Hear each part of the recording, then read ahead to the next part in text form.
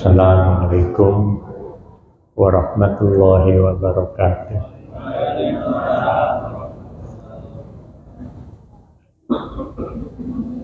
Bismillahirrahmanirrahim. Alhamdulillahirabbil alamin. Alhamdulillahilladzi istafa ala abdihi liyakuna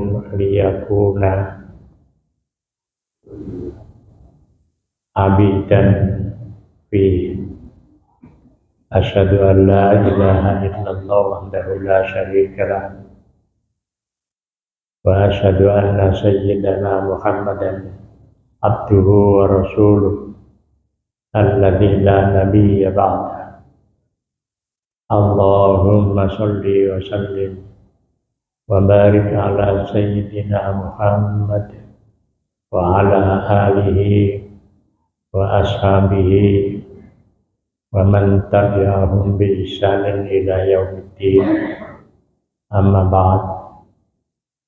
Qala ta'ala wa man yattaqillaha yaj'al lahu makhraja wa yarzuqhu min haitsu la yahtasib. Jamaah Masjid Raya Al-Mustaqim, mari kita awali kajian kita dengan bersama-sama membaca Ummul Quran agar kita tetap sehat walafiat, ilmu manfaat, rezeki lancar barokah, anak cucu soleh dan solihah. Besok apabila kita dipanggil oleh Allah, kita mendapatkan husnul khotimah. Ala hadhihi niyah wa ala kulli niyatin sholihah. Al-Fatihah.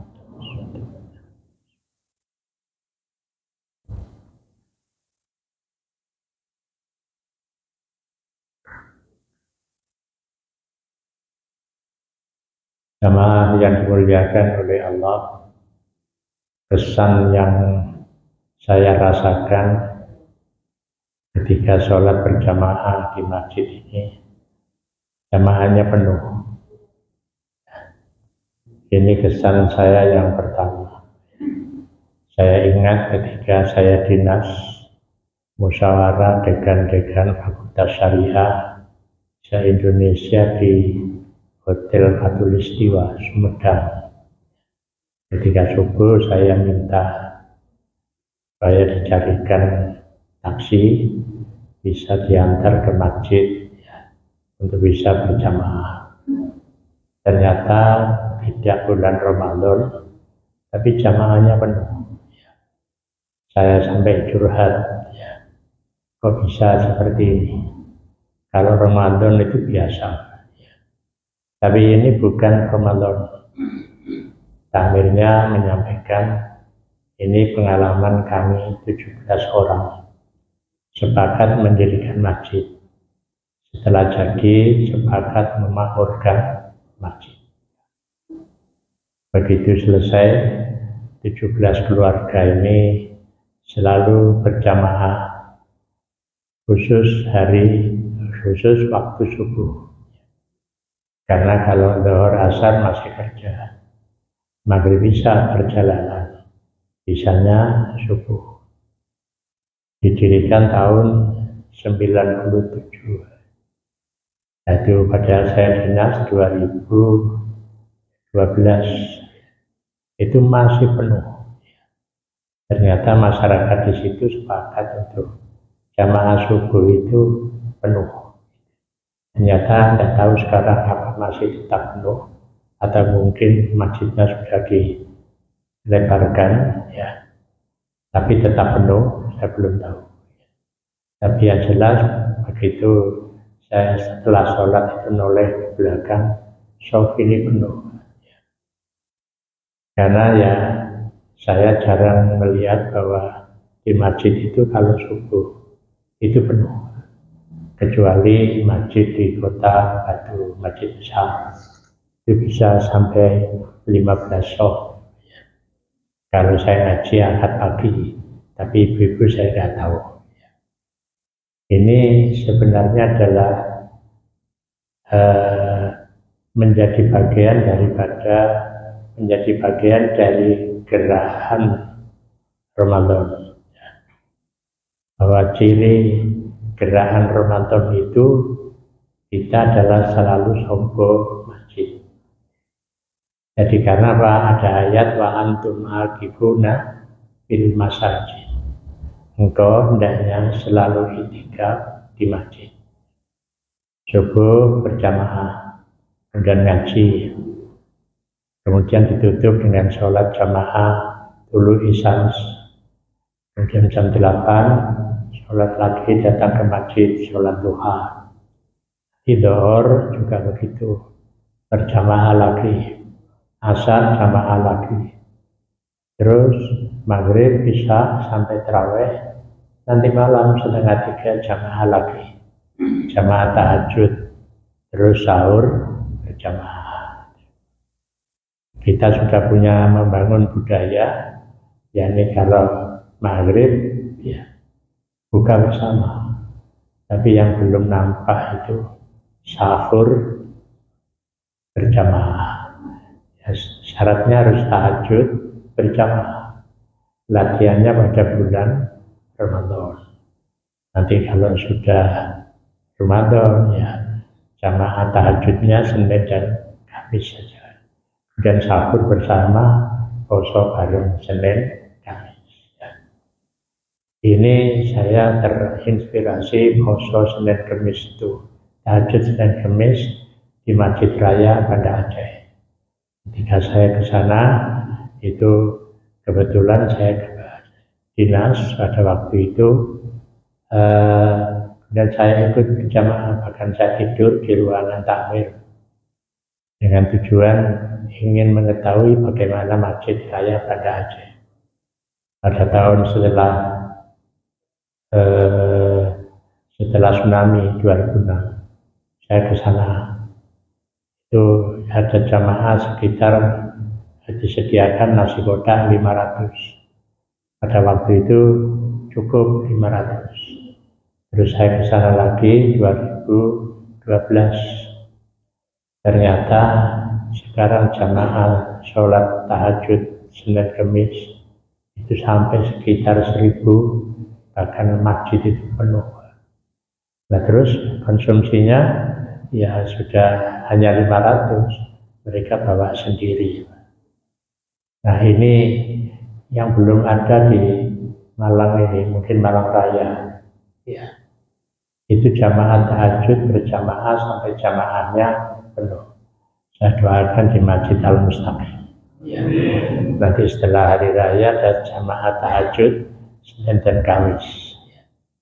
Nanti saya akan survei ke sini melihat ya. Mungkin ini satu-satunya masjid yang berhasil mengadakan jamaah tahajud. Itu nanti setelah hari raya. Kalau sekarang dimulai, tidak apa-apa. Tahajud berjamaah. Jamaah yang dimuliakan oleh Allah, kita sekarang mengkaji Ramadan dan tasawuf. Jadi puasa, pendekatan tasawuf. Jamaah yang dimuliakan oleh Allah, kalau kita mengacu kepada kata tasawuf, itu ada 4 huruf. Ada ta, ada sod, ada wawu, ada fa. Ta itu seorang yang masuk dalam dunia tasawuf itu hendaknya selalu taubat. Jadi selalu taubat. Yang kapan sudah saya sampaikan, taubatnya ahli tasawuf itu bukan karena dosa, karena tidak bisa menyempurnakan ibadah secara sempurna, dia bertaubat. Jadi tidak bisa menunaikan ibadah dengan sempurna, dia bertaubat.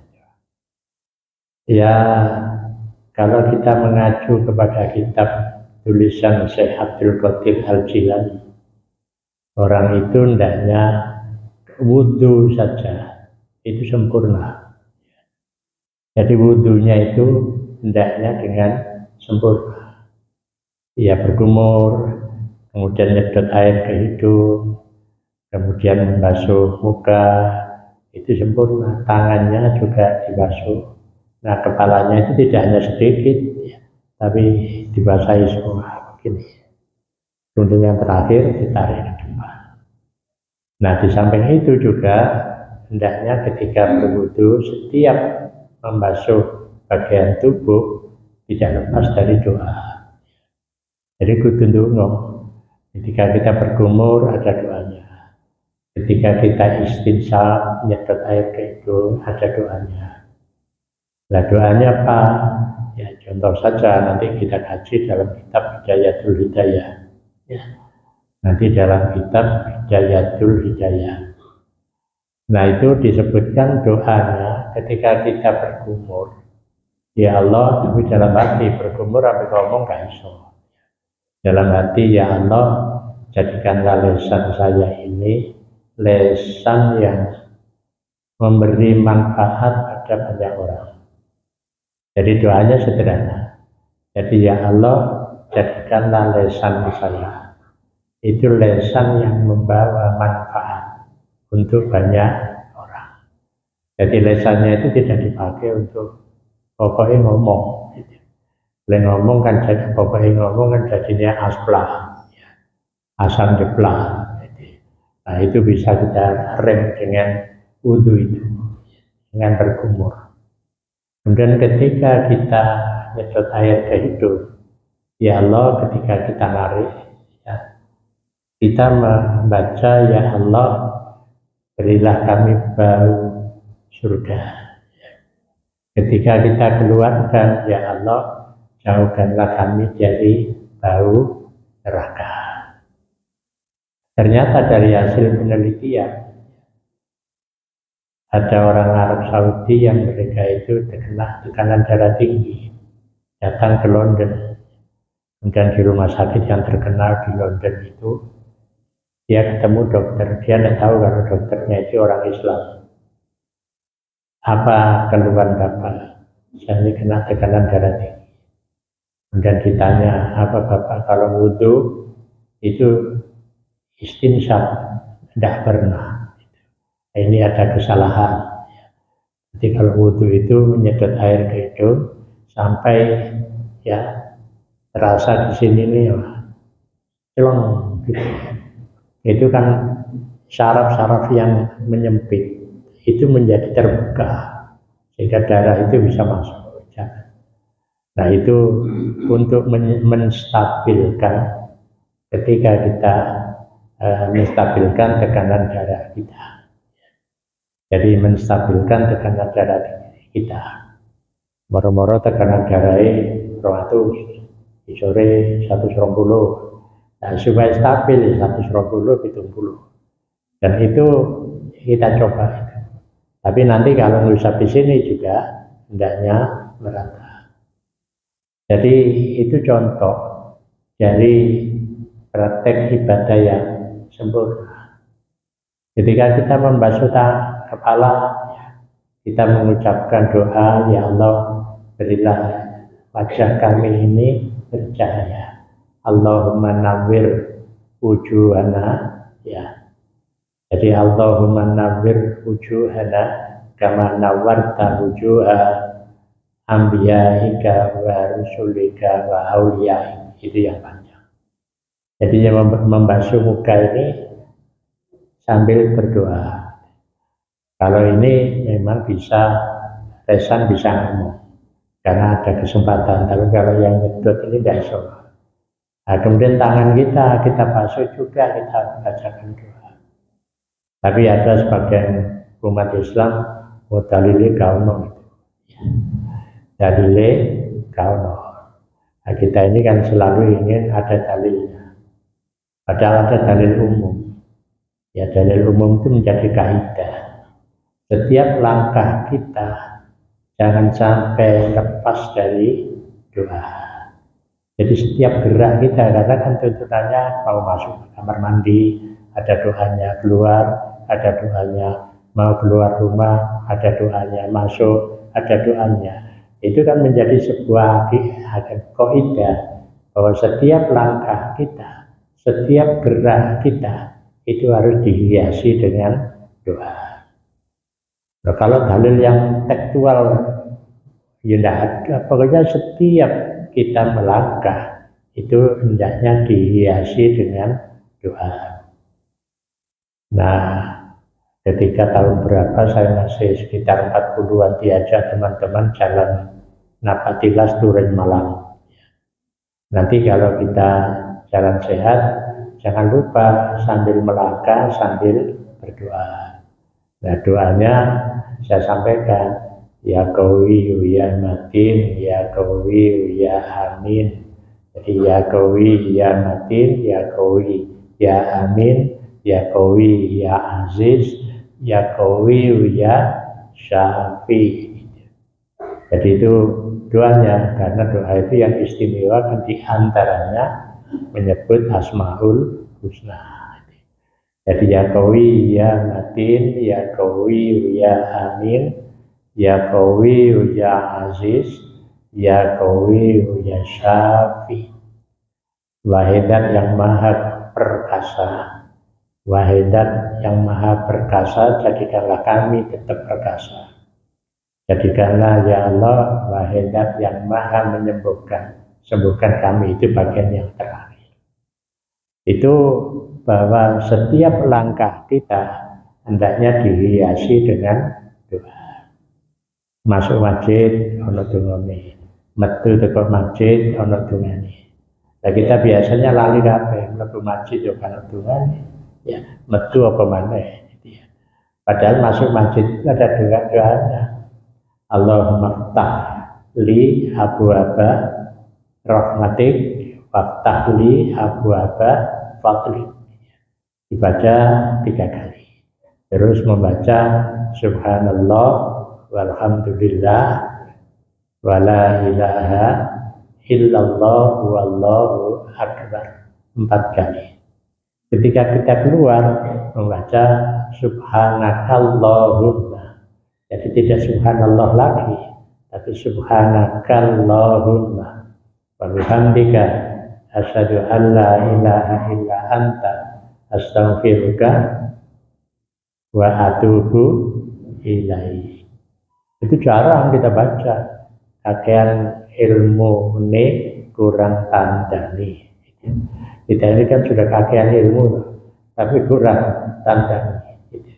Padahal setiap langkah itu harus ada doa. Jadi apapun yang kita lakukan ada doanya.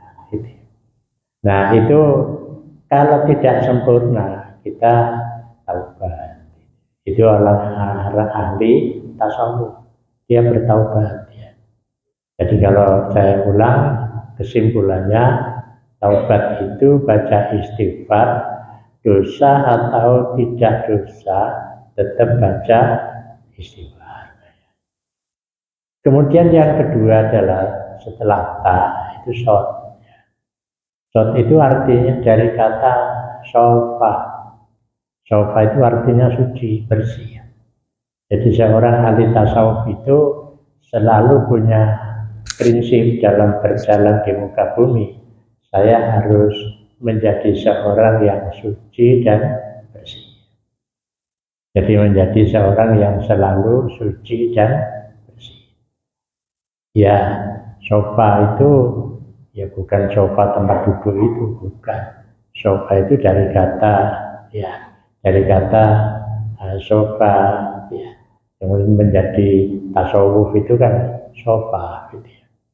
Nah, jamaah yang dimuliakan oleh Allah, jadi seorang yang ahli tasawuf itu selalu dia berusaha untuk hidup dalam suasana suci dan bersih. Pakaiannya, ya, makanannya, ya semua anggota badan. Kita setiap menjelang subuh mandi kaguslil jinabat. Itu dalam rangka mensucikan diri. Jadi kita kalau mandi itu kan biasanya silai ora didusi, ora disiram. Tapi sekarang dalam rangka menjadi seorang ahli tasawuf, itu disucikan, dibersihkan. Maka kalau di toko ditawarkan ada sabun keramas, ada sabun wajah, ada sabun tubuh, gitu ya. Jadi sabun cair itu. Nah itu dalam rangka kita mensucikan diri, suci badannya, suci makanannya. Jadi semuanya serba suci. Jadi kalau kita mau makan ini, kira-kira ini suci apa orang? Boleh bener barangnya mungkin suci, tapi dari hasil apa? Jadi dari hasil apa? Nah itu suasana hati seorang sufi itu harus selalu dalam keadaan suci. Nah kemudian wawu, tasawwafah wawu itu wilayah yang dulu kita bahas itu waj'alni min ahli wilayatika biman nika wa karamik. Ya Allah, jadikanlah aku selalu berada di wilayahmu. Jadi wilayah ketuhanan. Ada wilayah dalam pengertian ya wilayah kemanusiaan, itu alam lahud, alam nasud. Kemudian ada wilayah ketuhanan, itu alam lahud. Nah, seorang sufi itu ingin selalu berada di alam lahud. Bagaimana posisi kita manusia kalau mau menjadi atau mau berada di alam lahud? Artinya bahwa hidup kita ini dihiasi dengan nilai-nilai ketuhanan. Dan sebenarnya pendiri negara ini sudah meletakkan dalam Pancasila ketuhanan yang Maha Esa. Dan itu tertuang dalam pembukaan Undang-Undang Dasar yang negara berdasarkan kepada ketuhanan yang Maha Esa. Itu adalah mengingatkan supaya kita ini orientasi hidupnya itu ketuhanan, bukan kemanusiaan. Dan menungso ini agak keliru nih, Pak. Lah lewat wilayah ketuhanan itu kate keliru wedi karo Gusti Allah. Lah saiki wong keliru iki direncanakan. Menungso saiki itu kan keliru itu direncanakan. Jadi ya macam-macam lah wong jenenge keliru. Apalagi kalau sudah sampai orang bakal oleh rezeki kalau tidak melalui jalan yang salah. Wah ini tambah filsafat yang bukan sufi itu. Nah itu min ahli wilayatika, berarti dia harus berada di wilayah ketuhanan. Nah nanti akhirnya kalau orang ini sudah usaha keras dijadikan oleh Allah sebagai wali, bukan wali murid tapi waliullah. Jadi waliullah itu ya memang tidak bisa diukur, kita tidak tahu itu. Tapi tidak boleh mengatakan saya ini ahli ibadah dan saya ini layak disebut sebagai wali, orang oleh. Jadi wali itu ya kekasih Allah yang dia itu dicintai oleh Allah dan dia berusaha menyesuaikan berada di wilayah Allah. Maka dia disebut sebagai ahlullah. Nah kemudian yang keempat, ya, fa itu adalah dari kata fana. Fana itu rusak. Kullu man 'alaiha fan wa yabqa wajhu rabbika dzil jalali wal ikram.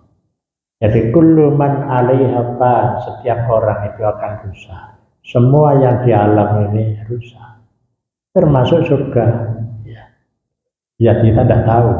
Karena semua ciptaan Allah itu akan rusak. Yang nggak rusak itu hanya satu. Makanya dulu ada buku yang ditulis surga tidak abadi. Wah banyak orang yang bertanya, loh iya, memang surga tidak akan abadi karena itu makhluk ciptaan Allah. Kullu man 'alaiha fa wa yabqa wajhu rabbika dzil jalali wal ikram. Nah, seorang berpuasa itu yang memposisikan dirinya dalam situasi itu. Jadi memposisikan dirinya dalam situasi itu.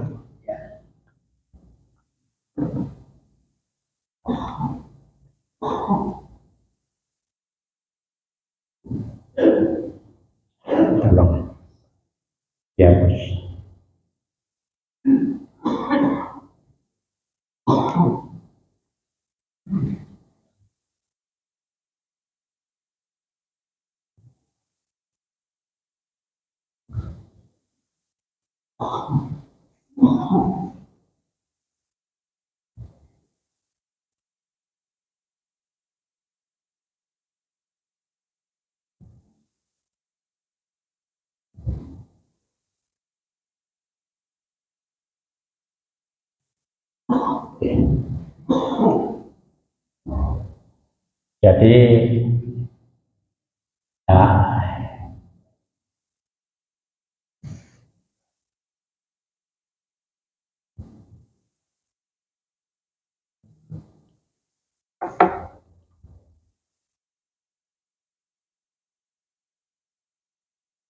Jadi at-tasawwuf terdiri dari ta, kemudian shod, kemudian wawu, kemudian fa. Ta di sini adalah at-taubah. At-taubah ini as-sofa. Di sini al-wilayah. Di sini fa al-fana. Ya. Jadi al-fana itu artinya rusak. Jadi orang itu kalau sebagai hamba Allah, dia itu ingin masuk ke wilayah ketuhanan, itu harus mefanakan dirinya. Jadi menenggelamkan dirinya, baru dia akan naik. Jadi menenggelamkan dirinya. Maka nanti ada pembahasan khusus tentang al-fana wal baqo. Jadi al-fana itu rusak, baqo itu abadi. Tapi yang dimaksudkan bukan rusaknya tubuh kita, tapi orientasi hidup kita itu orientasi baqo, ketuhanan. Nah, orang yang berpuasa itu, jadi orang yang berpuasa itu ya bisa mewujudkan 4 hal itu. Jadi selalu tobat, banyak baca istighfar. Kemudian dia menjadi seorang yang menginginkan hidup dalam suasana suci bersih. Kemudian yang ketiga, dia ingin menjadi seorang yang berada di wilayah ketuhanan. Nah, kemudian dia menginginkan sebagai seorang yang fana, tenggelam dalam kekuasaan Allah. Jadi ketika dia sholat, kalau itu bisa sambung karo Gusti Allah, mesti lali awake. Wong iku lek lali awake, mesti eling liyane. Jadi eling liyane. Nah, kalau kita ibadah ya lali awake, eling Gusti Allah. Jadi walaupun kita kelihatannya membaca Bismillahirrahmanirrahim, yang membaca itu sebenarnya dia sudah lali pada dirinya, karena itu ungkapan yang dimaui oleh Allah. Jadi Bismillahirrahmanirrahim, Alhamdulillahirabbil alamin. Lesan mengucapkan, tapi itu sebenarnya adalah ungkapan yang diperintahkan oleh Allah. Kalau kita membaca ini, ketika membaca Bismillahirrahmanirrahim, maka Allah memberikan jawaban. Jadi memberikan jawaban. Jawabannya, wahai hambaku, aku beri engkau sifat Rahman dan Rahim. Jadi Fatihah itu dalam hadis qudsi itu disebutkan, itu kalau baca satu persatu. Tapi terawih setelah bersusu, mesti Fatihah nafasi 1 kali.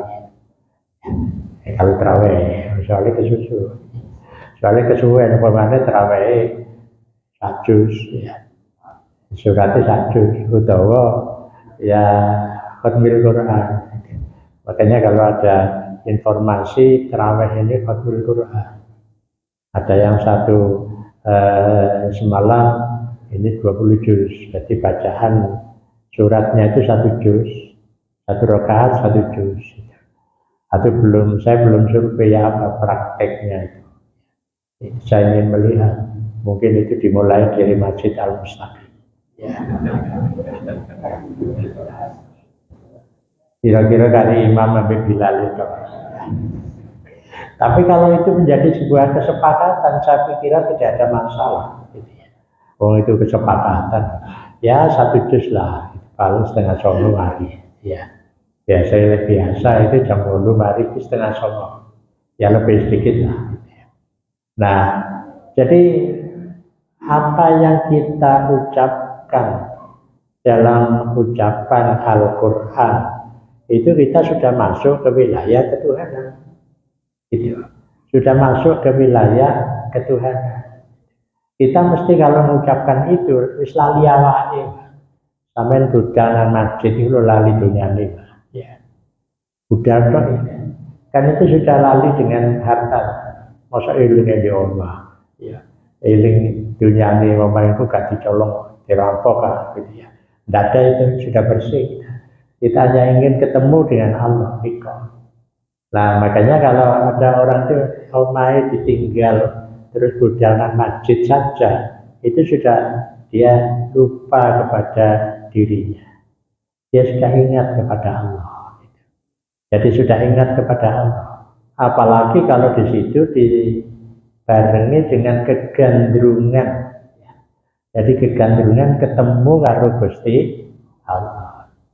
Jadi kegandrungan. Makanya orang itu kalau ibadah kata gandrung, tidak usah dihitung ibadahnya. Ya. Jadi kalau ibu-ibu habis masak kemudian sholat duha, berapa rakaat, terus wong jenenge gandrung ya terus aja.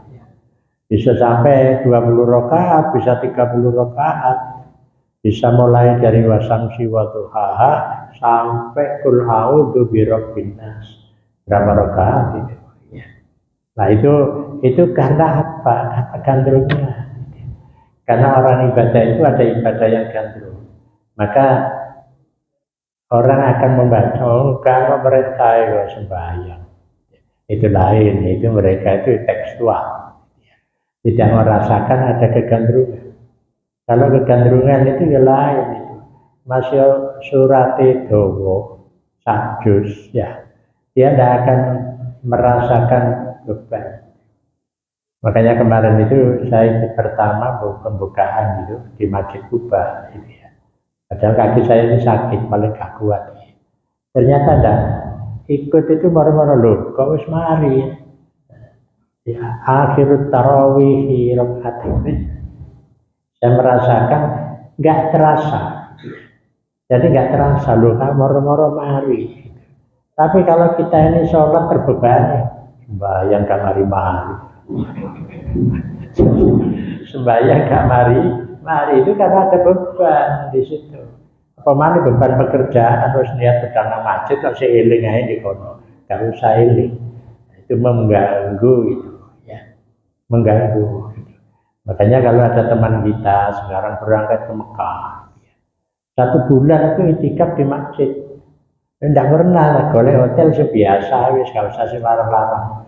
Ya mulai butuh istirahat, tapi dia menyempatkan untuk 100% itu berada di Masjidil Haram.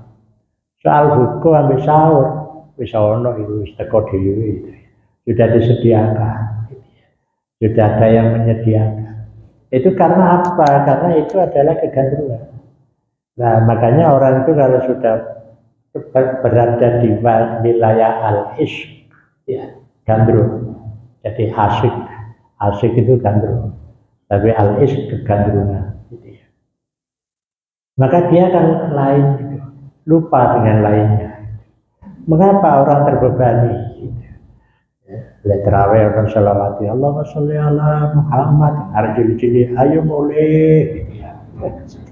Ayo mulai kayak ya Allahumma sholli alaihi ta'ala ayo mulai gitu ya. Ya mulia gitu ya. Orang cili-cili gitu ya. Tapi yang dewasa kan enggak, dia ini lagi asik gitu. Kalau asik itu selesai itu, ya loh kok moro-moro mandi gitu. Padahal dia tidak pernah berpikir untuk itu. Padahal dia lagi asik. Kalau sudah asik ya seperti itu. Ya. Jadi lali yang difokuskan itu bagaimana dia bisa ketemu karo Gusti Allah. Apalagi kalau imamnya itu suaranya enak, ya. Suaranya enak itu menjadikan kita ini terhibur, wis bisa nang dindi wis, gitu ya. Bisa nang dindi ya kayak kita kalau nyetel lagu-lagu barat apa Arab apa itu bisa hanyut, apalagi lagunya Umi Kalsum, ya. Nah, itu panjang, gitu. Larut karena apa? Karena dengan asiknya. Orang ibadah itu hendaknya juga larut dalam keasikan. Jadi larut dalam keasikan. Ada kenikmatan di situ. Sehingga dia kalau selesai gitu ya, nanti ada lagi, datang lagi ke masjid berjamaah. Karena apa? Kegandrungan itu ada. Nah, orang yang berpuasa, orang yang beribadah, kemudian bisa mencapai tingkat kegandrungan, itu berada di wilayah ketuhanan. Di wilayah ketuhanan di sini ini ada yang namanya alam kurba. Jadi alam lahut ada alam kurba. Dia sudah berada di alam kedekatan. Jadi rasanya seperti ingin dekat terus. Jadi rasanya selalu ingin dekat. Ini adalah situasi batin. Jadi situasi batin itu harus dijaga. Ya. Jadi situasi batin itu harus dijaga. Nah, kalau orang itu sudah 1 bulan penuh, ini mestinya paketnya 2 kali karena saya lihat jadwal saya di sini 1 kali. Tidak apa-apa, langsung aja. Ya. Jadi dia akan berada pada satu kondisi tubuh. Kalau dia itu dilahirkan seperti ibunya pada waktu pertama kali, dia besok akan masuk kepada masalah yang kedua, yaitu yang disebut dengan tiflul ma'ani. Jadi kalau dalam istilahnya Syekh Abdul Qadir itu ada tiflul ma'ani. Dia kembali lagi seperti dilahirkan oleh ibunya. Jadi seperti tidak ada beban apa-apa itu dalam hidup. Walaupun ada orang mengatakan abot, dia tidak merasakan beban. Dia malah merasakan abot itu nikmatnya. Jadi bukan abotnya, tapi dia bisa merasakan nikmatnya. Makanya informasi yang saya terima di satu masjid di Jawa Timur itu yang pakai khotmil Quran, ada yang 15, ada yang 20 juz, jadi 3 hari khatam 2 kali untuk tarawih. Itu ternyata mereka ya datang dari tempat jauh, sudah tidak lagi ya 1 bulan ada di situ. Tapi habis subuh langsung tidur, ya langsung tidur. Ya, tapi ya 1 bulan prei, Pak. Kita ini kalah kok dengan orang Barat. Orang Barat itu nyambut gawe 10 bulan, 2 bulan lengser kembali. Lah kita ini kan nyambut gawe 11 bulan, 1 bulan dekem di masjid itu rapati kuat. Soalnya mereka nyambut gawe dia kan goreng kopi. Madem meja kano jajan. Jadi madem meja kano jajan itu nyambut gawe. Lah yang bisa begini ini ya kalau mereka yang masih kerja ya gak iso. Pensiunan iso. Jadi kalau ada bapak-bapak, ibu-ibu ini pensiunan, nah itu insya Allah iso. Ya, wong dipensiun Gusti Allah wis ana apa THR ya sak bayaran ini cukup itu. Nah kalau tidak ada pensiun ya di pensiunan aja. Pak sampai wis gak usah saluran ibadah tok wis ndekem di masjid gitu ya. Terus kita kirim 10 juta. Waduh diakeh padahal poso itu isine poso tok. Paling butuh buka karo sahur. Di masjid disediakno malah duwe simpen bapake 10 juta. Golek putune teko ya dibalekno maneh nang putune. Wah, mbah sugih dhuwit padahal teko bapake dadi padha ae bulet ae. Nah, jadi itu orang yang berpuasa perspektif ya tasawuf. Jadi perspektif tasawuf. Jadi semua anggota badannya itu tidak poso kabeh. Nah, kalau tidak poso berarti dia indi, le poso, jadi masjid. Jadi makanya ada ayat itu gandengannya dari ayat yang pertama ya ayyuhalladzina amanu kutiba alaikumusiyam, kemudian di akhir itu ada ayat wa idza sa'alaka ibadi anni fa inni qarib, tapi di tengah-tengah itu ada wa antum aqifuna fil masajid. Engkau ya iktikaf di masjid. Berarti kalau begitu ya perintahnya untuk bisa mencapai tingkat yang tinggi itu kudu ndekem di masjid. Jadi makanya Ramadan itu adalah paket sering coba masjid. Jadi sering coba masjid, subuh tahajud nang masjid, subuhan masjid, mari ngono duha jam itu sepakatan masjid maneh. Terus itu. Ya cuma ya kalau pegawai nggak bisa si kerja itu. Tapi yang pensiunan insya Allah di sini yang pensiunan kan sudah banyak. Berarti kalau begitu ya umur 60 ke atas. Ya. Yang pensiun 60, kalau pensiun profesor 70. Padahal sekali mati turun ibadah. Artinya belum tekun di dalam beribadah. Jadi saya guyon itu ada teman itu ya, dulu dosen saya itu umurnya 80. Dia 70 pensiun profesor, kemudian ditarik jadi dosen NIDK sampai umur 80. Sampai kapan nih? Ya, dekem di masjid, penginit doa gitu ya. Ya dia tertawa aja ya. Dekemi ya mediti. Ini umur 80 ya. Dia lagi nggak mati ya. Mati apa? Kurang ibadahnya. Nah, jamaah yang dimuliakan oleh Allah, itulah orang yang berpuasa perspektif tasawuf. Jadi perspektif tasawuf. Jadi dia ingin mengidentikan dirinya dengan Tuhan, dengan Allah. Gitu. Tapi kalau ada yang tidak begitu ya tidak apa-apa, seposo gitu ya. Seposo ya paling-paling ya jamaah dohor, asar atau jamaah maghrib tok sampai isya gitu ya. Nah, itu sudah termasuk dia mengawali gitu ya. Jadi tahapannya begitu. Ternyata itu kalau dipraktekkan juga tidak kuat. Tidak setiap orang bisa. Jadi tidak setiap orang itu bisa. Karena apa? Ya karena ya fisik ini apalagi kalau sudah umur itu tidak bisa. Mesti kudu ono waktu untuk istirahat. Dalam waktu untuk istirahat itu untuk penguatan yang lain. Tapi ada yang bisa. Jadi ada yang bisa. Makanya itu ittaqullaha mastata'tum. Ya. Jadi takwalah kepada Allah ya sak kuatmu, lek pancen kuat ojo terus gayae gak kuat ya. Jadi maksudnya begitu, lek kuat ojo gaya tidak kuat. Sajane awake kuat kok ya. Ya awake kuat sajane. Mungkin ada pertanyaan. Tidak ada tip ya untuk suruh? Belum?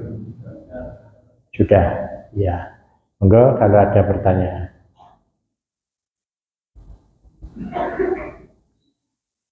Kalau tidak ada, kita akhiri sampai di sini. Kita sholat lidului samsi berjamaah. Cuma jamaahnya itu niatnya. Kalau imamnya ya usolli sunnatan lidului samsi lillahi ta'ala.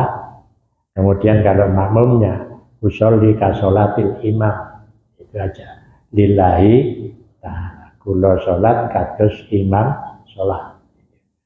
Ini kalau dicari dalil jamaah nih, orang no dalil jamaah. Makanya ada istilah jamaah atau jamiah. Ya. Kalau wajib itu jamaah, kalau sunnah itu jamiah, as-sholah itu jamiah. Itu. Nah saya kira itu semoga sedikit ini menjadi gambaran yang ada pada diri kita, bagaimana kita puasa Ramadan ini selalu iktikaf di dalam masjid. Wallahu a'lam bishawab. Assalamualaikum warahmatullahi wabarakatuh.